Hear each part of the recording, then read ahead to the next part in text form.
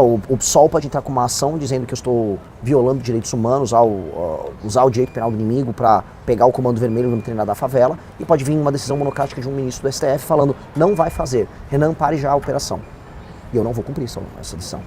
Primeiros 100 dias, ou se quiser reduzir, se achar que 100 é muito, os primeiros 30, o que você vai fazer, se for eleito? Eu começo antes dos 30 começarem. O que eu vou fazer na transição? O que é a PEC da transição? Eu vou pegar a PEC do deputado Kim Kataguiri, que faz uma reforma fiscal, e no período de transição eu preciso passar ela. Preciso passar ela urgente. A PEC da reforma fiscal, que inclusive deve ter passado no nosso episódio, foi discutida hoje no almoço, os detalhes dela. E essa PEC ela já vai endereçar a questão fiscal brasileira para poder começar entregando não só aos investidores, mas ao povo brasileiro, uma questão de previsibilidade sobre as contas públicas brasileiras para diminuir a curva da dívida e a questão dos juros. Com base Primeira nisso, medida. Essa primeira medida ainda na transição, antes de assumir, antes de sentar na cadeira. Sento na cadeira no dia 5 de janeiro, segurança pública. Foco total em destruir as fortalezas do crime organizado nos principais estados onde eles avançaram muito, especialmente no Ceará, que é um estado que avançou demais, na Bahia, que houve muito avanço, e naturalmente no Rio de Janeiro. Outros pontos estratégicos que já dá para fazer operação junto com o governo federal: Porto de Santos, Baixada Santista, em São Paulo, onde há o escoamento da produção internacional da droga que passa pela rota bioceânica, e com base nisso, devolver o brasileiro para o próprio território, passando junto a alteração nas leis penais, nas leis de processo penal, e trazer o que a gente chama de direito penal do inimigo, que vai qualificar as organizações criminosas, as facções, os cartéis, chamem como preferir, como organizações anômalas, como inimigo, onde os direitos e prerrogativas individuais desses membros dessas facções serão relativizados. Eles vão perder essas prerrogativas porque eles estão em permanente cometimento de crime e não reconhecimento do Estado brasileiro, que é basicamente como se fosse qualificar eles como terroristas. Com base nesse novo arcabouço e nessa ação, a gente começa a devolver o Brasil para os brasileiros, e aí a gente fala, bom, começamos o governo, porque conta pública garantida no médio prazo e retomada do território. No primeiro ano de mandato, só para fazer uma extrapolação, com certeza a gente vai atrair investidores, o Brasil começa a entrar num clima de otimismo e, paralelamente, a gente vai diminuir muito a taxa de homicídios, a taxa de roubos e furtos. O Brasil vai começar a sentir ali, opa, tem alguma coisa nova no ar. E aí o grande jogo começa, que é o enfrentamento, o que eu falo, que é o centrão. Segurança pública, então, resolve com esse tratamento das facções como terroristas. Na sua visão, esse é o principal.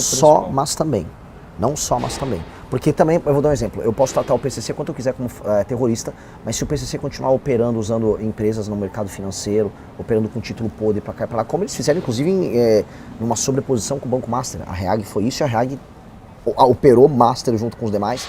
Se não utilizar COAF e os sistemas de inteligência, eu também não pego o PCC. Eu sempre falo, existem dois modelos de ocupação política por parte do crime organizado. A ocupação horizontal, que é a que o Comando Vermelho faz, ocupa o nosso território, e a vertical, que é institucional, o PCC faz.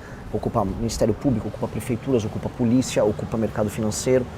Ambas têm estratégias diferentes para executar. STF.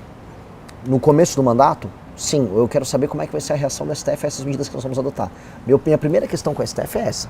Porque naturalmente há um enfrentamento a ser feito pelo parlamento, especialmente o Senado, com relação a tudo que a gente está vendo agora com relação ao Banco Master. E a resposta que eu estou dando agora, ela ainda vai ser qualificada pela delação do Vorcaro. A delação do Vorcaro vai nos dar o tamanho, vamos dizer, da evolução desse câncer que foi o envolvimento do STF no Master. E aí, com base nisso, a gente vai poder olhar e quais medidas nós vamos poder agir junto com o Congresso para fazer o enfrentamento. E falar em impeachment de ministro supremo tem que estar na pauta do dia. Paralelamente, só que eu só não quero que esqueçam, paralelamente a isso, eu quero saber assim, se vai aparecer um ministro do STF com base numa ação que o PSOL vai entrar, querendo impedir que eu faça as operações, então logo assuma a presidência. Como assim? O PSOL pode entrar com uma ação dizendo que eu estou violando direitos humanos ao usar o direito penal do inimigo para pegar o comando vermelho no treinador da favela, e pode vir uma decisão monocrática de um ministro do STF falando não vai fazer, Renan, pare já a operação. E eu não vou cumprir essa decisão. Se essa decisão vier, com base, sim, estou colocando aquela região no estado de defesa, o estado de defesa foi aprovado pelo Congresso Nacional, estou no estrito cumprimento da Constituição Nacional. Se vier uma decisão que passe por cima disso, a decisão não pode ser cumprida. O que você tira, mudando um pouquinho, mas ainda falando de projeto, primeiro ano, vamos dizer, o que você tira de isso aqui foi bom no governo Bolsonaro, eu vou replicar, eu vou manter, isso aqui foi bom no governo Lula, eu vou replicar, eu vou manter? A melhor coisa do governo Bolsonaro que foi feito, teve um marco de saneamento, algumas parcerias público-privadas na área de ferrovia. Isso andou no governo Bolsonaro, isso era uma agenda de Brasil que tinha, assim como A reforma da Previdência, que é uma agenda que já vinha do governo anterior, passou ali durante o governo Bolsonaro. Talvez a melhor ideia do governo Bolsonaro, que foi uma ideia do Guedes de fusão de municípios, que eu levo à frente, ela não foi sequer, vamos dizer, alvo de discussões por parte do Bolsonaro e o time dele, mas foi uma ideia boa que surgiu no governo dele. Do governo do Lula, a ideia de proibir redes sociais para jovens de determinada idade, proibir celulares em sala de aula, que é uma discussão que eles trouxeram, eu acho que isso faz bastante sentido. Como é que o Renan quer contar para os pais dele, na hora que ele sair da presidência, se ele for presidente? O que você quer contar? Ligar para o seu pai e falar, pai, Pai, eu consegui colocar o nome na história como alguém que encaminhou o Brasil para ser, que era sempre meu plano, uma das 5 maiores nações do mundo. E nada menos do que isso. Ser apenas um administrador é muito pouco, eu quero ser um reformador. Eu quero pegar um Brasil que estava indo para essa direção e colocar nessa direção aqui. É um redirecionamento até ideológico da nação, enquanto imaginação. E fazer isso, né, resolver a questão econômica, destruir as facções e hoje... E o que significa isso? E hoje, né, ligando para o meu pai, e hoje o Brasil está agora com uma força conjunta com o Peru, com a Colômbia, destruindo o crime organizado na América do Sul inteira. Não está precisando vir o Trump fazer isso. Muito pelo contrário, acabei de fazer uma parceria com o novo governo americano e a gente está fazendo agora armas em conjunto com os americanos em solo brasileiro nas terras raras. Uma das coisas que a gente percebe quando a gente vê MBL, né, as pessoas falando que vocês são muito idealistas. Como é que você enxerga isso? Não é muito distante do que é? Não, na verdade não. A gente é prático, senão a gente não teria projeto que seria aprovado. Se a gente ficasse num idealismo distante da concretude, da realidade, a gente não faria coisas concretas. O MBL fez coisas concretas, começar pelo impeachment da Dilma. Depois, pelos inúmeros projetos de lei aprovados pelos vereadores e deputados estaduais e federais que fizeram parte dos nossos quadros. Se o Kim fosse apenas idealista, por exemplo, ele não seria um dos deputados mais produtivos. Ele aprova os projetos dele, ele aprova relatórios, então as realizações são materiais. E a última de todas é a montagem do partido. Tem coisa mais prática do que isso? Então a gente entrega coisas concretas. Só que a gente não elimina esse elemento idealista. Porque se você eliminar a sua capacidade de imaginar, de sonhar, você não serve para nada. Você vira um celular sem um aplicativo, né? É isso, é só uma casca. Pegando o gancho do idealismo, que acho que vem muito da crítica eles não se juntam, não aceitam a ideia de juntar a direita para acabar com a esquerda. Então essa crítica talvez venha até de parte até da direita mais bolsonarista. Invertendo a pergunta comum, porque o comum é perguntar, e por muito tempo foi, né? Por que vocês não apoiam o Bolsonaro? E o contrário, se num cenário hipotético, Flávio falasse, quisesse de alguma maneira ou por algum contexto apoiar o Missão, não, talvez nessa ou em futuras, qual que seria essa reação? Pode apoiar, é o mínimo que ele faz, se ele for uma pessoa decente, pode apoiar. Normal. Não é negativo? Uma coisa que vocês rejeitam, apoio, tirando apoio um apoio em que ele tenha uma pessoa que é maculada por vícios, tenha a capacidade de ter poder sobre as nossas ações, um apoio apenas. Se agora você falasse, eu vou apoiar, mas em troca eu quero tocar isso e aquilo, talvez não valha a pena. Então, seria vice dele? Jamais. Assim, essa pergunta é boa, porque essa discussão é sobre, no fundo, liderança. Quem tem que ter a liderança da direita? Eu posso fazer uma comparação. O MBL, em grande medida, liderou a direita brasileira entre 15 até 17. 15, 16, 17. Nesse período nós fizemos o impeachment da Dilma, organizamos as ruas para apoiar a Lava Jato e prender o Lula, e apoiamos reformas como a reforma trabalhista, que incluía dentro de si aquele fim do financiamento aos sindicatos, o fim do imposto sindical. O MBL participou exatamente de todos esses temas. Ou seja, enquanto o MBL liderou a direita vencia. Bolsonaro ganha a eleição, daí adiante a direita só perdeu. Só brigas estúpidas, só, vamos dizer, comportamentos praticamente de seita. Então, e paralelamente, veja, para vocês entenderem como funciona a política. O Kim, quando viu uma pauta razoável do governo Bolsonaro, ele votava a favor.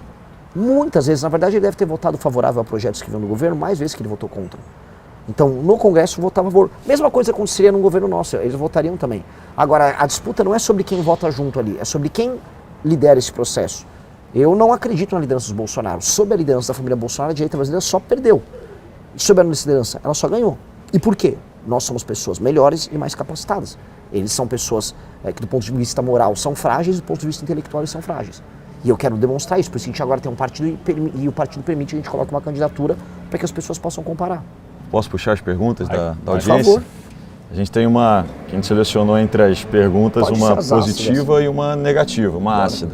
Qual que você prefere antes? Quero só as ácidas, se quiser. Só as ácidas?